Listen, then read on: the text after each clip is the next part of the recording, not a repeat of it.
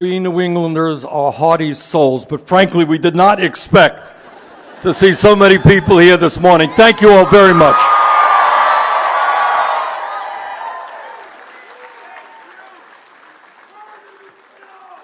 Let me thank Pardon the Spins for their music.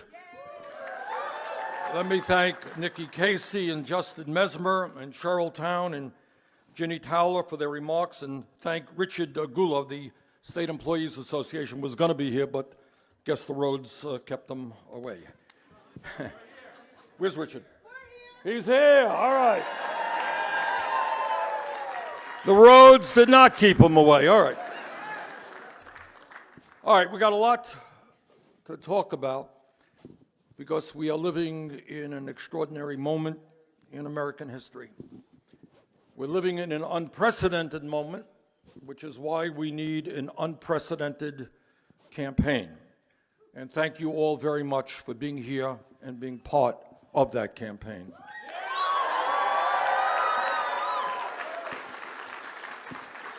And let me be very clear. This campaign is not only going to win the Democratic nomination, this campaign is not only going to defeat Donald Trump, the most dangerous president in American history,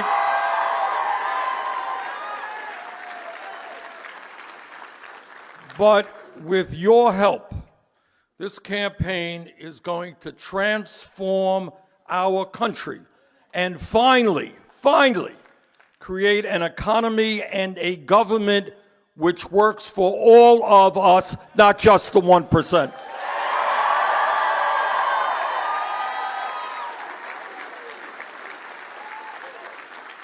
Today, I want to welcome all of you to a campaign which says loudly and proudly that the underlying principles of our government will not be greed, will not be kleptocracy, will not be hatred and lies.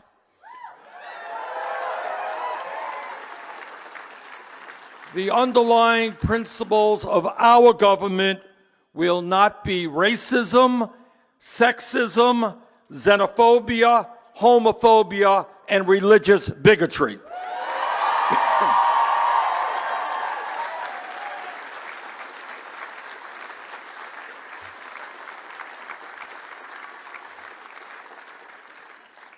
The principles that our government will work under will be based on justice. Economic justice, social justice, racial justice, and environmental justice.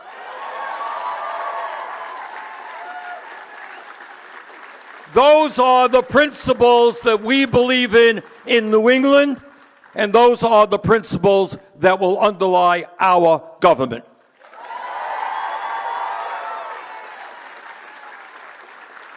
And today I want to welcome you to a campaign which tells the powerful special interests who control so much of the economic and political life of our country that we will no longer accept their greed, which is destroying the middle class.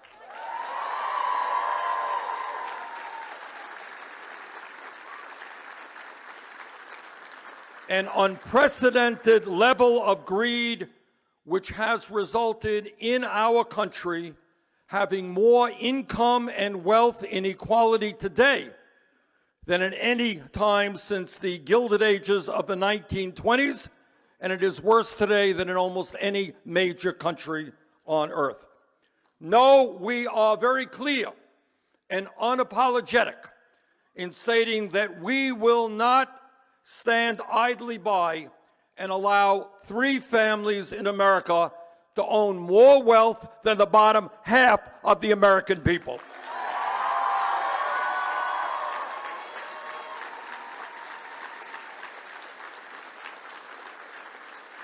And meanwhile, while the very, very rich get much richer, Over 20% of our children in this country live in poverty.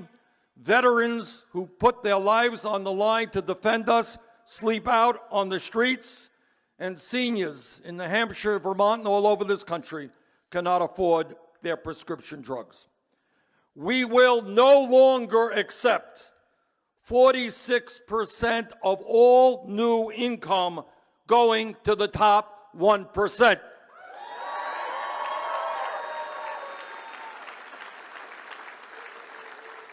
46% goes to the 1%, and in New Hampshire and in Vermont and all over this country, there are millions of people who are working 2 or 3 jobs just to pay the bills. And over half of our people in this country today are living paycheck to paycheck, frightened to death that if their car breaks down, they're not going to be able to get to work. And if they can't get to work, they're going to get fired. And if they get fired, they're not going to be able to take care of their kids. We have people all over this country who are scared to death and worried about what happens if their kid gets sick because they don't have enough money to take that child to the doctor. We will no longer accept a situation in which, in the wealthiest country in the history of the world, our younger generation will have, if we do not change it, a lower standard of living than their parents. They're earning lower wages than their parents did. They're going out in the world with higher debt than their parents did. Housing for many of them is unaffordable, and they have less mobility. Not to mention the fact that we are graciously leaving the younger generation with a $22 trillion national debt.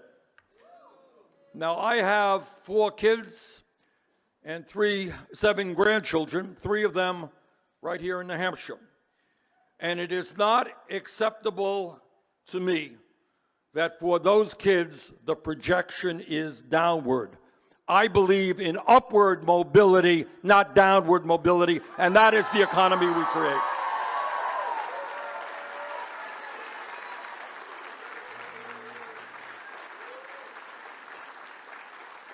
But it is not just a grossly unfair economic system that we are going to deal with. It is also a corrupt political system which is undermining American democracy.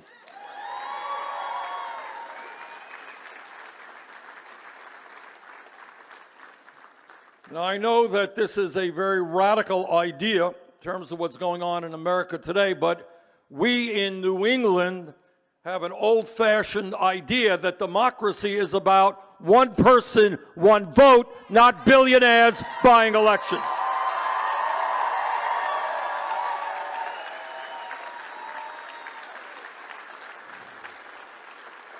And whether Mr. Trump or Mitch McConnell like it or not, we are going to overturn this disastrous Citizens United Supreme Court decision.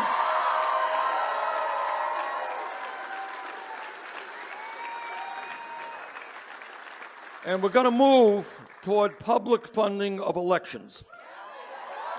Because I want any person in this room, any person in America who wants to run for office, no matter what their political views may be, I want them to be able to run for office regardless of their income, and I do not want to see them having to be dependent on big money interest to run a decent campaign.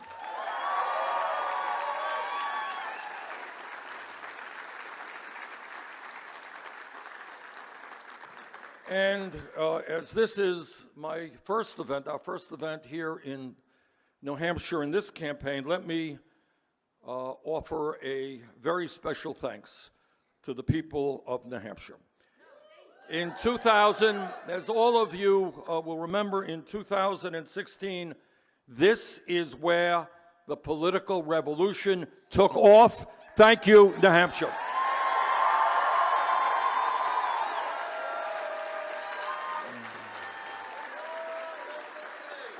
When we began our campaign here in New Hampshire in 2015, we were way behind. I think we were 30 or 40 points down, according to the polls.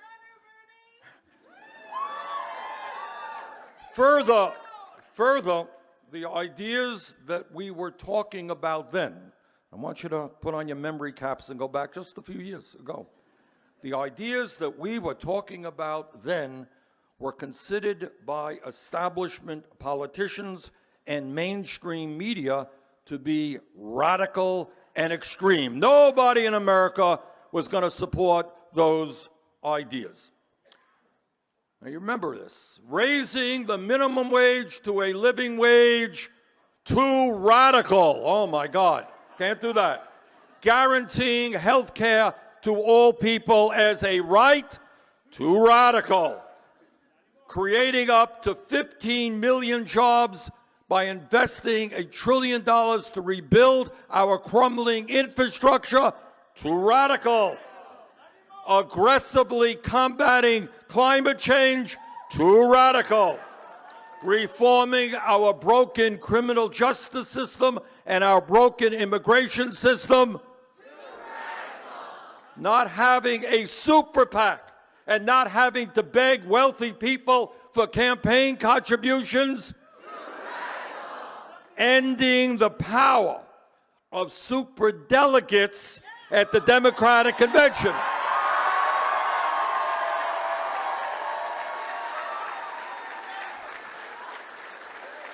Well,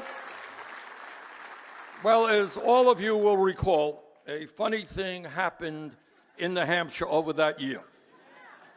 On primary day, we didn't end up 30 or 40 points behind. On primary day, we won a very strong victory here in New Hampshire.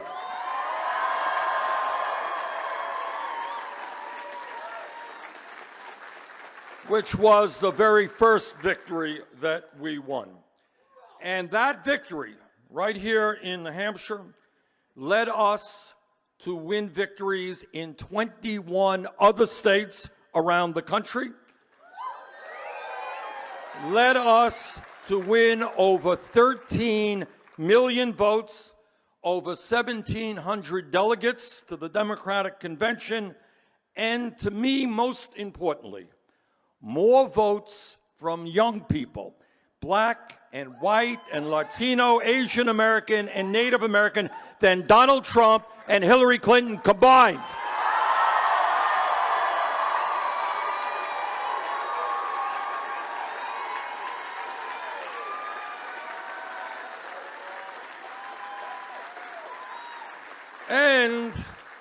And by the way, just in passing, thought I'd mention this, those ideas that we talked about when we came here to New Hampshire 4 years ago, ideas that seemed so very radical at that time, well, today, virtually all of those ideas are supported by a majority of the American people, and they are being supported by Democratic candidates from school board to President of the United States.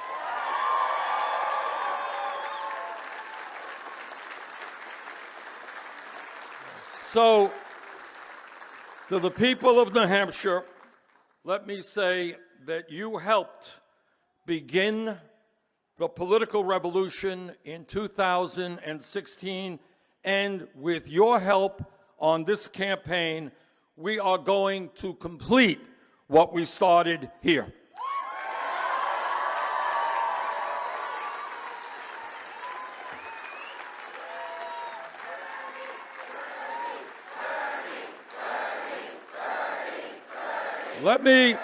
I thank you very much, but let me say to you what I say all of the time. It's not Bernie, it's not me, it is us, and it has to be us. And as I'm going to mention in a moment, when we talk about us, not me, it sounds like nice political rhetoric, it sounds like a good bumper sticker. But trust me, it is much deeper than that. And I'll tell you why that is the case. The reality is that in America today, given the incredible power that the special interests have, here is the truth. Not many people will tell you this. No president, no matter how well-intentioned, no matter how decent that person may be, can in fact do it alone. Because the special interests have so much wealth, so much power, so much influence over the media, that no one president can do it alone. We've got to end that mythology. We cannot do it with one president. We have to do it with a mass movement of millions of people standing up and fighting back.